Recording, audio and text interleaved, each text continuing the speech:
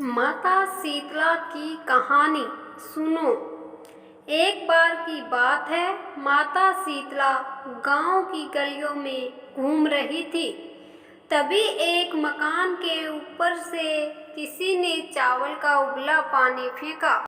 वह उबलता पानी शीतला माता के ऊपर गिरा, जिससे शीतला माता के शरीर में छाले फफोले पड़ गए। शीतला माता के पूरे शरीर में जलन होने लगी। शीतला माता गांव में इधर उधर भागकर चिल्लाने लगी, अरे मैं जल गई, मेरा शरीर तप रहा है, जल रहा है, कोई मेरी मदद करो। लेकिन उस गांव में किसी ने शीतला माता की मदद नहीं करी। वहीं पर अपने घर के बाहर एक कुमारी महिला बैठी थी। उस कुमारी ने देखा कि अरे यह बुढ़िया माई तो बहुत जल गई है, इसके पूरे शरीर में फाले हो चुके हैं, इसलिए पूरे शरीर में छाले पड़ गए हैं, यह तपन सहन नहीं कर पा रही है। तब कुमारी ने कहा, माँ तुम यहाँ आकर बैठ जाओ, मैं आपके शरीर के ऊपर ठंडा पानी डाल देती हूँ।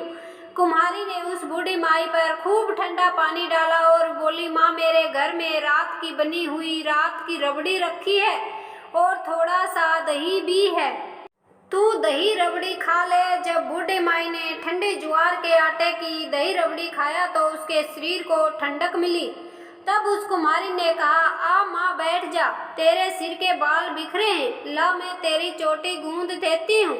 और कुमारिन माई की चोटी गूंथने लगी, बालों में कंघी करती रही। अचानक कुमारिन की नज़र उस बूढ़ी माई के सिर के पीछे पड़ी तो कुमारिन ने देखा कि एक आंख बालों के अंदर छुपी है। यह देखकर वह कुमारिन डर के मारे घबरा कर भागने लगी।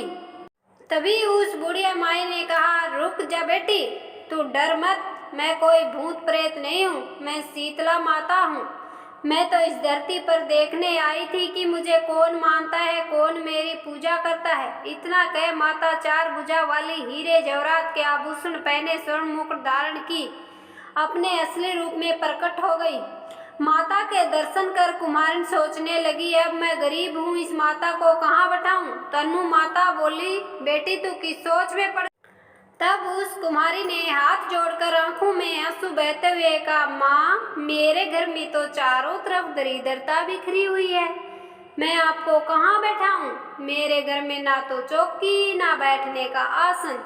तब शीतला माता प्रसन्न होकर उस कुमारिन के घर पर खड़े हुए गधे पर बैठकर एक हाथ में झाड़ू एक हाथ में डलिया लेकर उस कुमारिन के घर की दरिद्रता झाड़ कर डलिया में भरकर बाहर फेंक दिया और उस कुमारिन से कहा, बेटी मैं तेरी सच्ची भक्ति से प्रसन्न हूँ, अब तुझे जो भी चाहिए मुझसे वरदान मांग ले बेटी।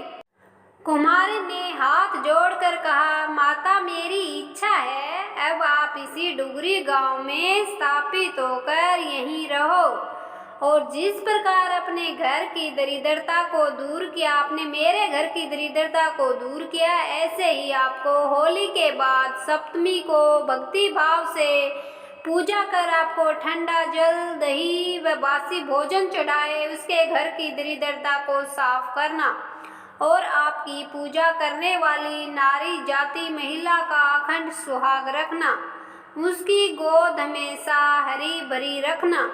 बोलिए शीतला माता की जय। ये होली हमारी भाषा में होली के बाद जो बासोड़े आते हैं उसकी कहानी थी शीतला माता की। लास्ट में लिखे हरे के सहारे की जय।